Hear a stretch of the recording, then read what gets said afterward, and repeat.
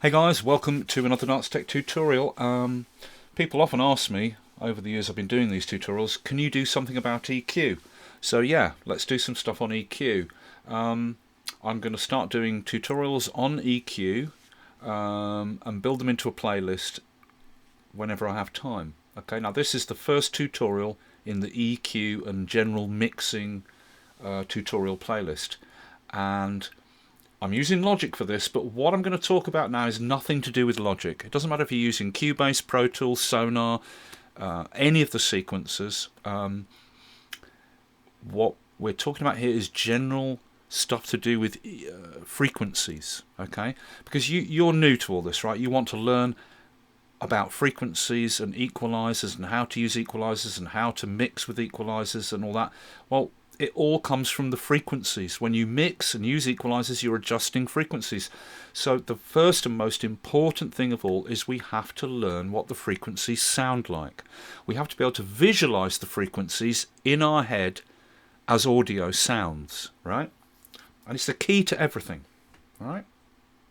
So although I'm using Logic here, what I'm going to talk about now applies to whatever sequencer you're using, or even if you're using a hardware studio with a mixer, a hardware mixer with EQ on the channels, or a standalone EQ units or whatever, right? We're just talking about general stuff to do with frequencies and identifying frequencies and what those frequencies do in a mix or on a track to different instruments, right? Generally. Now to do this, I'm using Logic. And the project I'm using here is available as a download in the description below. There's a link. You can download this project as a zip and unzip it. It'll look like this. And I've got on the track here an Apple loop. Without EQ it sounds like this.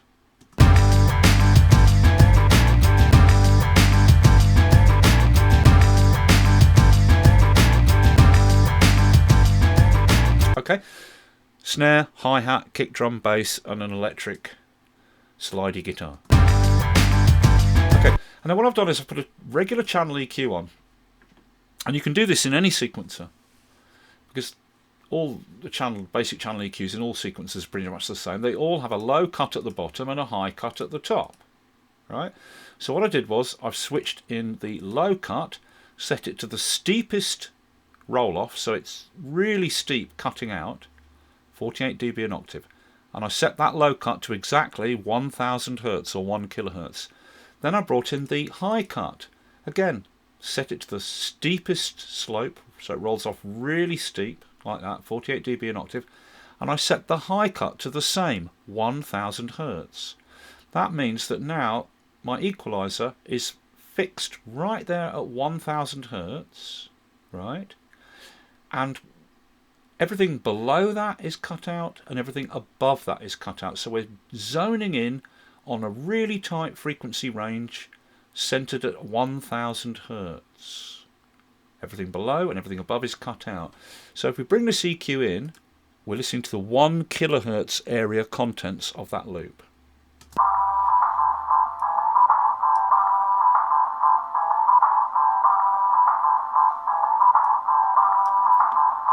And then Logic has this thing called smart control. So what I did then is I assigned the frequency of the low and the high cut both to the same smart control. So as I move this smart control, it adjusts the low cut and the high cut that are both set to exactly the same frequency.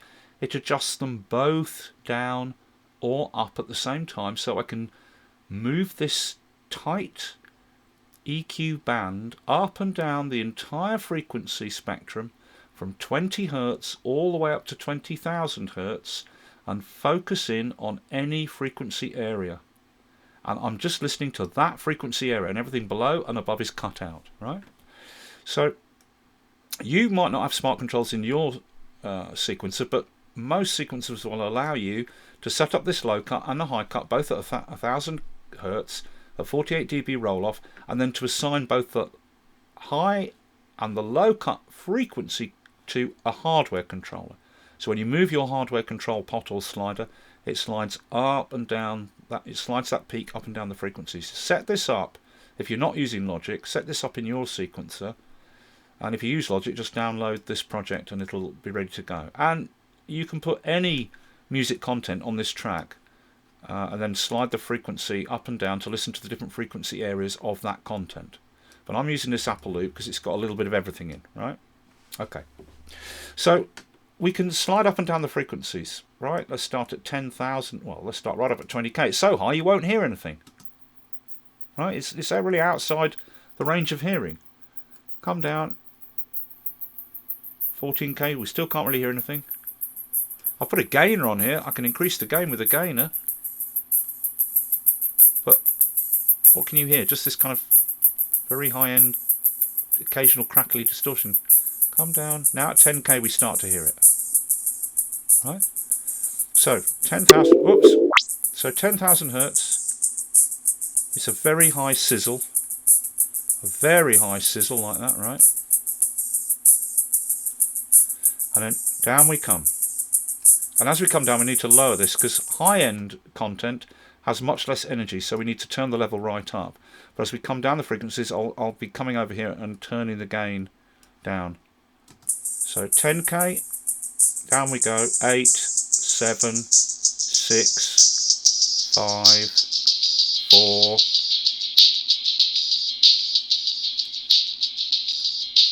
3,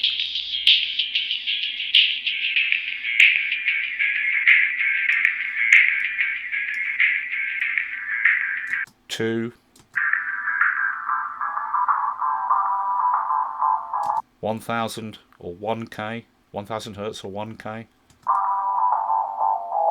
800, 600, 500, 400, 300,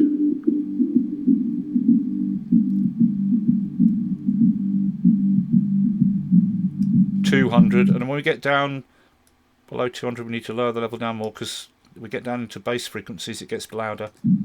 200 hertz, 150, 120, 110, 100, 80, 70, 60, 50, 40. We're into sub bass now, and below that we go down, it starts to disappear. It's just really bottom end rumble, right? So we can sweep up and down and listen to those frequencies at work on the program material, right? Up we go. 100 hertz, 200, 300, 400, 500, 600, 700, 800, 900, 1 kilohertz, 1000 hertz,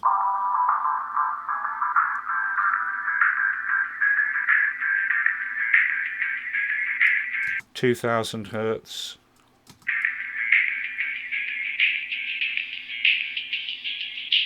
3000 hertz,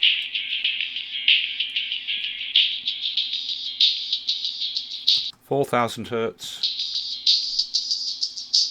5000 hertz, 6000 hertz,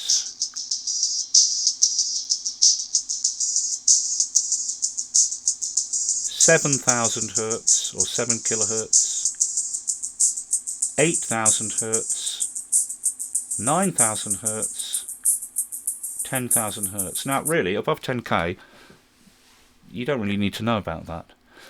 When the first microverbs came out, the world's first really low cost, really high quality digital reverb that sold millions and millions, the Alesis Microverb 1, it's a very good quality reverb unit.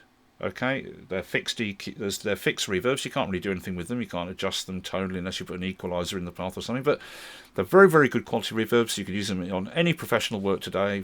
They'll stand up for certain things. But the top end output of that Microverb 1, as far as I remember, was 10 kilohertz. That's as high as it went. But you got beautiful, airy, really fine reverb out of it. 10K is, listen to it, it's super fine. Super fine, high icing sugar glisten, right? And above that, it just, the sound just disappears because we're getting up into the territory we can't hear. I can't hear that. I'm old, but I can't hear that. And my ears are wrecked from years of playing really loud rock and roll music and sticking my head into speakers at raves and things like that, and bread and dripping me you know what's off. So yeah, I've abused my hearing over the years. Definitely not to be recommended, but look. So let's look at these frequencies and talk a bit about them. So 10 kilohertz, 10,000 hertz. It's this ultra high-end glisten, right? It's so high it has really no pitch. It's just this lovely right up there. And this is what engineers will call like the top-end air frequencies. It's so thin, it's got no pitch, it's just this sugar frosting airiness, right? Electric guitars won't have any content up there. If you mic up a standard Marshall or any other rock guitar amp and cabinet, there's all the electric guitar content.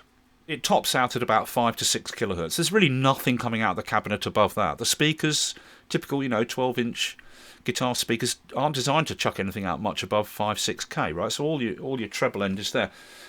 But 10K, this really high fizzy 10K, could be used as a general. That kind of frequency will give you a general frosting across a mix, or it'll bring out the ultra high end of hi-hats and cymbals, or it'll bring out the ultra high end of an acoustic guitar, steel string acoustic, just the real high end stuff that's mostly harmonic content, right? It's the sugar frosting, the air. Now down from there, we go down to 8K.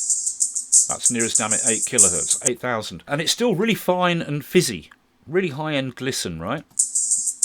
But notice it's got a sort of slightly metallic-y harmonic edge to it now, right? Now, interestingly, this is like an enhancer frequency. If you want to put an exciter or enhancer across your mix to add high-end gloss back in.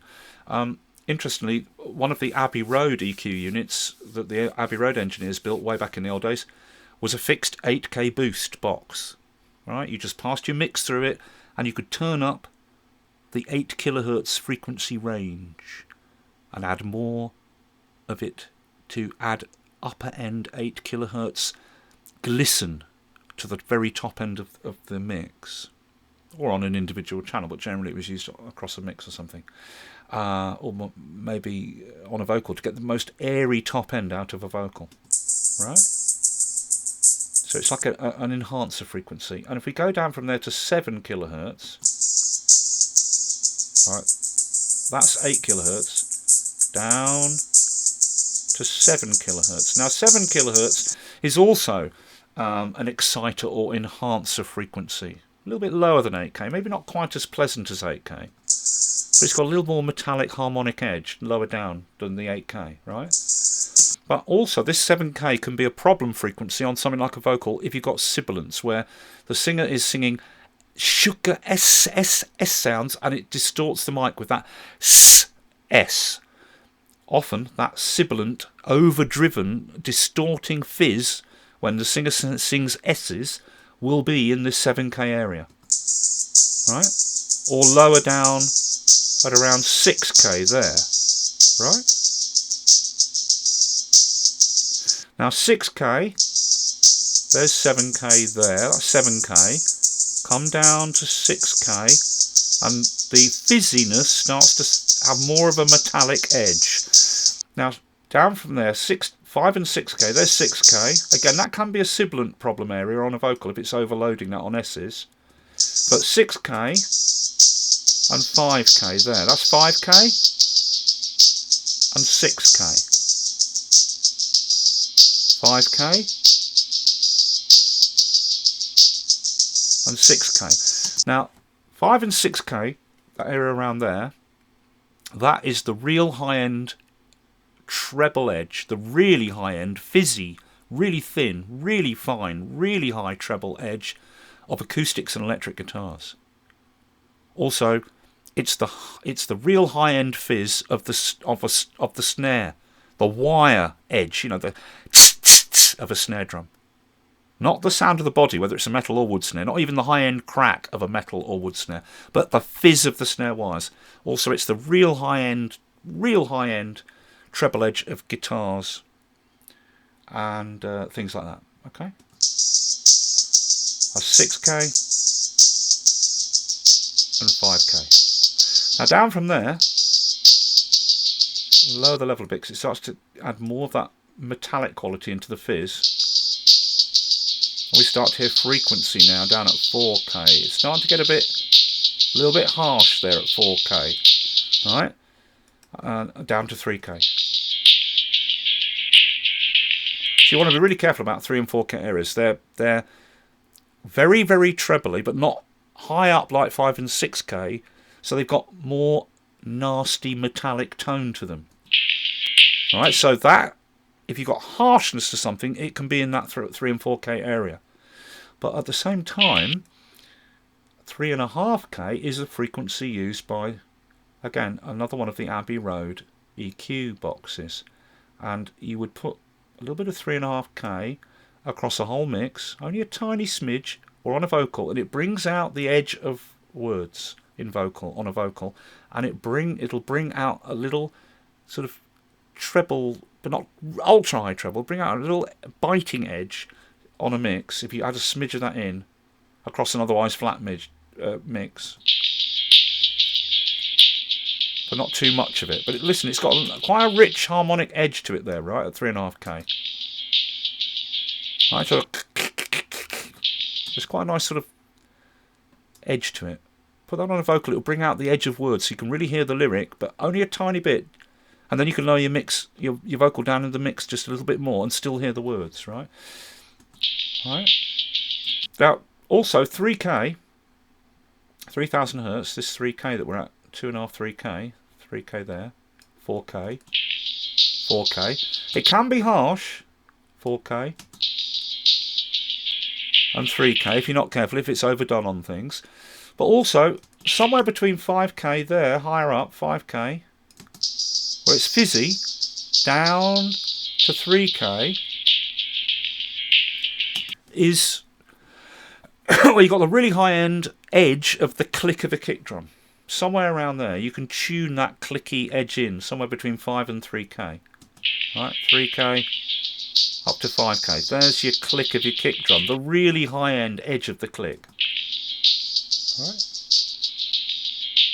So again, 3.5K on a vocal or across a mix, just a smidge of it can add, just bring out that treble edge, the kind of present high present edge of vocals, things like that, or the very high present, not super treble, but high present edge of guitars. But be careful in this 4K to 3K area, because up at 5K it's thinner and fizzy. But come down, we start to get the metallic harmonic edge to it as we come down to 4K and then down to 3K. And if you overdo that, that can be really harsh, right? Okay, down from 3K, 2.7. Near as damn it, that's 2.7K. Alright, now we're just down from 3K there. There's still that harmonic edge to it, but now this is another frequency used by one of the Abbey Road Equalisers. Alright, and it brings out presence on a vocal, or on an acoustic guitar, or a present edge on the real high-end crack of a snare. Don't overdo it. But on a vocal particularly, that 2.7K around there is where they listen to the sound of my, as I make sounds with my lips and tongue. That harmonic edge there, that edge of the lips and tongue sound of words, right? Okay, but down to 2K. Now at 2K, the metallic harmonic quality of the fizz starts to turn into a very thin, a very small, we're starting to enter into what I call now the yogurt pot tonal area. Here's a little plastic pot. I'm tapping it with a pen. Right? The plastic yogurt pot sound. Right? So as you get to 2K, at 2K, here, come down from 3K, and at 3K we've got metallic fizz with quite a lot of this kind of metallic harmonic edge to it. Whoop. Right? There, at 3K. But come down to 2K, and as we approach 2K, you start to hear this tone of a very small little plastic pot going like that.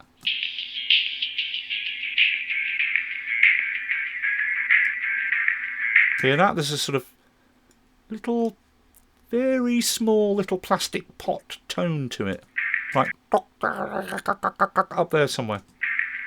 Right, and between 2K, when you come down from 2K to 1K, there's a massive change, and as you drop down from 2K to 1K, there's a really big change.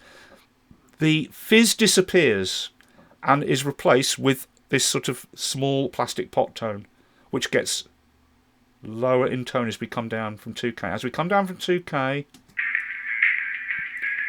there's still fizz there, but there's this overlaid tonal quality of a small plastic pot. A little yogurt pot. Come down.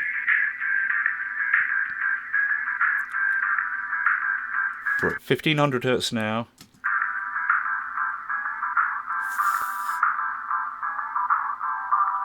1200, and the fizz is almost starting to go away. And the little yogurt pot tone is getting like a bigger and bigger little pot. And there at 1000 hertz, 1 kilohertz, the fizz, that kind of fizzy metallic edge, has gone really.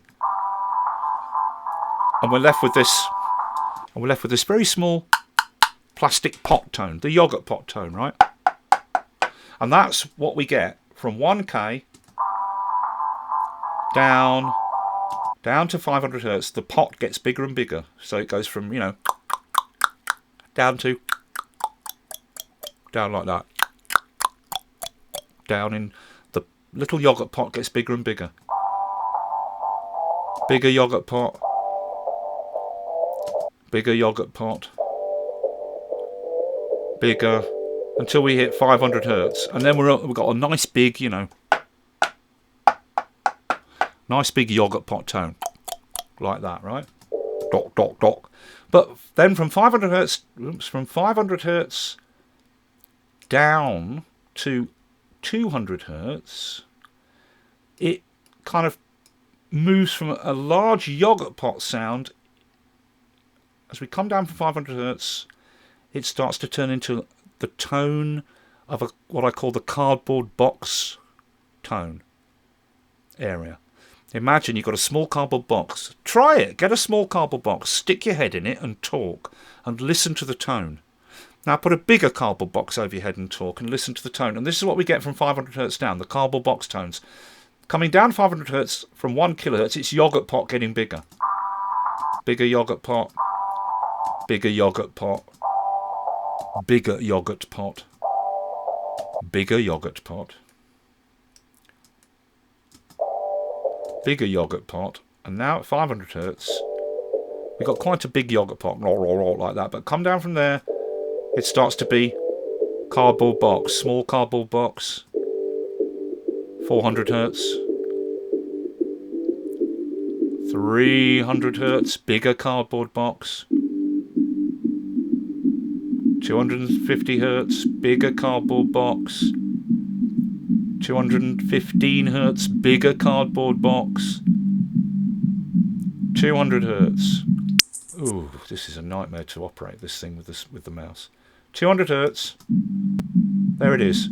Now we got like the sound of a big cardboard box on our head, and we're listening to the music inside a big cardboard box. But from 200 hertz down to 100 hertz, we go into bass territory. The cardboard box disappears as we work towards 100 hertz. So 200, big cardboard box. Down we go. Look, 170. The cardboard box is starting to go away. 160. 150, that cardboard box is going away. Down we go. 130, the box is really going away now and it's starting to sound like bass. 110, 100 hertz, and now it's really, we're in bass. This is bass now. And down from there, the bass gets deeper. 80 hertz, deep bass.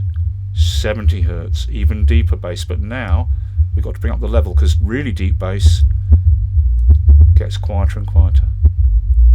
60 hertz, 50 hertz, it's starting to just be farty rumble now. Real sub bass, 50 hertz, 40 hertz, 30 hertz, and it starts to tail off. 30 hertz is really, really, really, really low. And as we get down towards 20 hertz, it just virtually disappears because it's so low. My headphones can't transpose it. My speakers, the little monitor speakers, won't play back that sound really. It's just a deep rumble. Up we come, 30, 40, 50. We start to hear the bass. 60, 70. It's starting to get tone. 80, tone. I don't know, 100. There's your bass. Take that gain off. Right? 80, 90, 100. Up from there, 120, 130, 140. The cardboard box starts coming in. 160, 170, 180, 200. We're in the cardboard box. Cardboard box is getting smaller. 300, 400. The cardboard box is getting even smaller. 500. And now from 500 up to 1k, big yogurt pot, smaller yogurt pot, smaller yogurt pot, smaller yogurt pot. 1 kilohertz, near as damn it. Little plastic yogurt pot, right? Up from there, the fizz starts to come on as we approach 2k.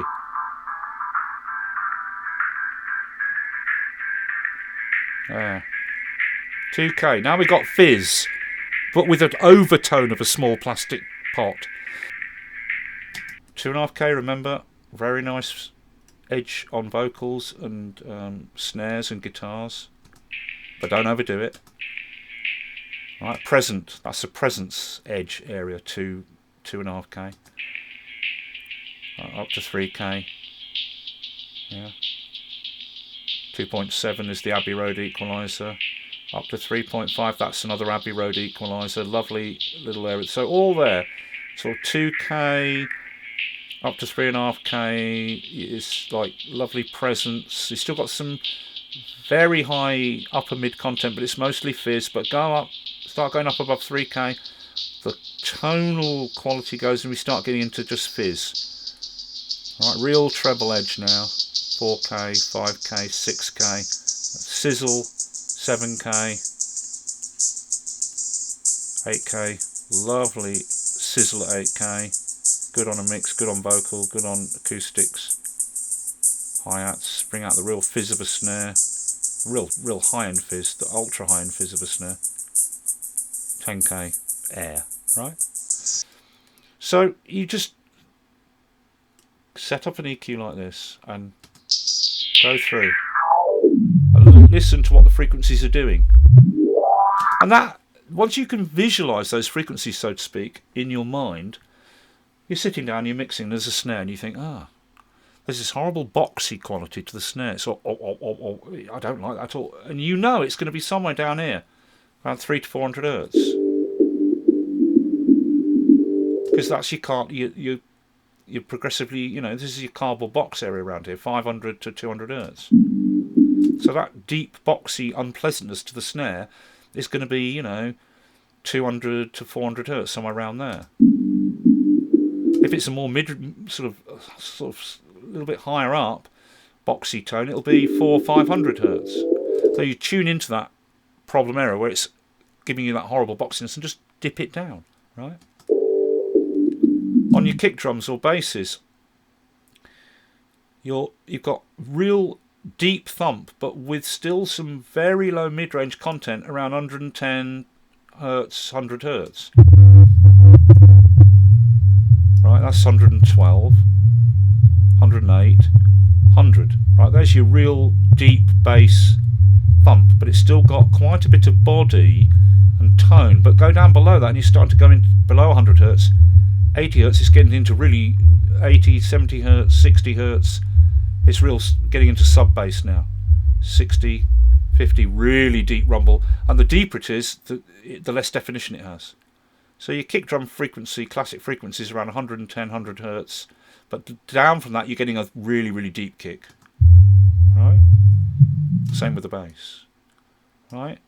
Problem areas for snare drums and kicks and acoustics and basses that might have a nasty deep mid boom are going to always be 2 to 400 hertz around there. It's kind of honking deep cardboard box tone that's going to be really nasty if it's too much. But then again, something might sound very, very thin and you want to warm it up. Then bring in some of that deep cardboard box where it transitions, not bass around at 100 hertz, but where it transitions from the deep cardboard box to the bass, which is 200 and 100 hertz, somewhere around there. Bring some of that in, and that'll bring in some deep, low mid warmth into something like a vocal or an acoustic, if you don't overdo it, right? Yeah. Yeah, that 500 hertz is quite a sort of, that's where the big yogurt pot transitions into the small cardboard box. It's quite a woody tone, right? Think about that for things like acoustics and snare drums and things. If there's too much of it, it's going to sound awful and honking and like that, but too little of it, and it can you might want to dip that out, or you might want to add that in as some woody tone or something, right? Right. Again, higher up, we're now 750 hertz. This is, below 1000 hertz, but we're in the small cardboard box area here where it transitions to yogurt pot, right? So that's quite a honking area to be careful of, right? Right, around there, 700-800 hertz, 1000 hertz, 1 kilohertz is a very mid-range presence. It's not treble presence, it's mid-range presence. It's where the kind of nasal quality is if you've got a cold. I'm holding my nose to pretend I've got a cold. That's the 1K kind of honk, honk, honk, I suppose you think that's funny. It's an old joke my dad used to tell me when I was really little about a crocodile. The elephant went down to drink at the river, and the crocodile came out and bit his nose, and he grabbed the end of my nose. And the elephant said, and he'd pinch his nose and go, I suppose you think that's funny. Used to crack me up when I was about 3. But there, that's that kind of nasal quality there, right? So, yeah. Up from there, towards 2K, there's this massive change between 1K and 2K, just to go over it again. The small plastic yogurt pot gets smaller and starts to transition into fizz. Low end, high treble fizz. That sounds like a contradiction. I mean, it's low treble, it's lower in the treble frequencies, but the fizz comes in. It's a metallic sort of fizz, right? As we got to 2K, here comes the fizz. There it is. 1600, 1700, 18, 19, 2K. And now you can hear there's that fizz on there. But there's a little bit of that underlying tiny plastic pot in there. Right? Right, but the fizz is there now. Okay, so, 2K. Just going over it again. 2K, 3K. This is very nice treble presence area for things like acoustics and vocals and snares, but don't overdo it, it becomes harsh. 3.5K, 3 to 4K, somewhere in the middle between 3 to 4K. Nice treble, it's not too high and fizzy, it's still got some harmonic content, you can still hear tone to it. That's a really nice area for the edge of vocals and acoustics and electrics and snares and things. Right. But you push up above 3K up to 4, and the tone starts to go away and it starts to become really thinner fizz. And at 5k it's thin fizz there now. Thin fizz. Gloss. With really no tonal quality. 5, 6k, very high end treble on hi-hats, acoustics, electrics. The real high end fizz of a snare between around 5, 6k. 7k, we're into exciter territory, but this can be problematic. Maybe, 5 to 6, 5, 6, 7k also can be a problem there if it's overloaded on vocals on S's, sibilants. And then up at 8k, at 7k, 6k, 7k, see it's 7k there? The treble edge, it's fizzy, but if I move it up to 8k, and the tone goes away and it becomes this lovely thin glisten. Right, beautiful tone for enhancement, and up from there we get into real thin air. 9, 10k, 10,000 hertz. No above that you really hear nothing much at all. Right. Now I can't hear this up here, I'm too old, and my ears are knackered, right? But some people who are very young can hear frequencies higher up, right? But generally when we work with EQing, when we work with music, we're always working between 20 hertz and 20 kilohertz. That's the considered general maximum and minimum frequencies that the human ear can hear.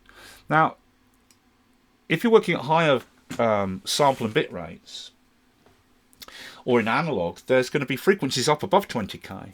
You can't hear them, but they're in there. But it's not that they don't do anything, but you can't hear them, but those frequencies are going to be harmonically interacting with frequencies lower down that you can hear to add harmonic overtones. That's really the best thing to say about it. But up above 10k, there's very little really in it. Okay, it's all harmonic stuff up there, really. Real high-end harmonic stuff. Right. So there you go. There's your frequencies. You need to download this and practice. Put different program material on the track. Right. Move this up around. Listen to the different frequency areas, what they sound like on different material, and you'll start to become familiar with these tones. Right, with where these frequency tones are, what they sound like at different places. 10k, 5k, 6k, 2k, 1k, 500, 200, 100, etc. You really need to familiarise yourselves with these frequencies, because until you can do that, everything else is a waste of time. Right? Maybe this wasn't the tutorial you were expecting, but if you know my tutorials, I don't do it like anyone else. Trust me on this. This is really important, right? This is the key to it all. Know your frequencies. Then you know what you're doing. You know what you're listening to. You can identify problems and remove them by finding those problem frequency areas and dipping them down. You can enhance things that are lacking by knowing what is lacking, where to tune into that lacking edge area, whether it's down the bottom end, in the mids, or up the top, and add some extra in at that frequency area to bring back what's missing. Maybe your snare is dull. Like I put up a tutorial a couple of days ago on mixing, where I'm mixing a 12-track punk song. And in that, the snare had no treble edge at all, because the mic had been put too close to the head of the snare, so it's picking up all this sort of bonk, bonk, bonk of the snare head, but none of the fizz from the wires underneath. No cracky fizz, that at the top end of the snare was coming through. So I gave it a nice big boost up at the top. Really big boost, somewhere around here. Somewhere around sort of 4K, 3 to 4K, shelled, all this up here was boosted from here up to try and bring back, and it brought back that edge, that trebly, fizzy edge to the top end of the snare again, you see. And as I already said, you might be listening to a bass or a kick drum or an acoustic or something. There's a booming, honking cardboard box, deep tones, whoa, whoa, whoa, whoa, down there. It's ooh. Well, it's going to be around here somewhere. Find that area and dip it down, right? Okay, so it's really important to learn these frequencies. If you've got Logic, download this project. The link's in the description, and try it with different material.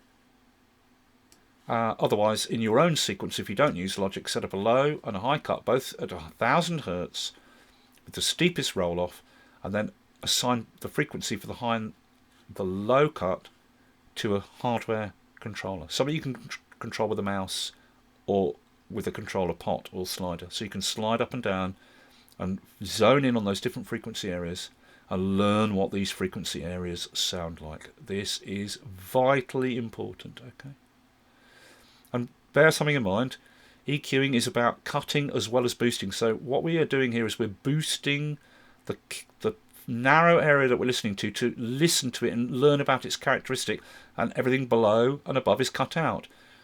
But once we know what these areas are like, we're not always going to be boosting those areas to bring back those frequencies that we want. We'll often tune into an area where the frequency is too much and dip it down. So remember, EQ is about removing as well as adding, right? Okay. So there you go. There's part 1 of equalizer tutorials. I hope that's useful. I'll see you for the next one.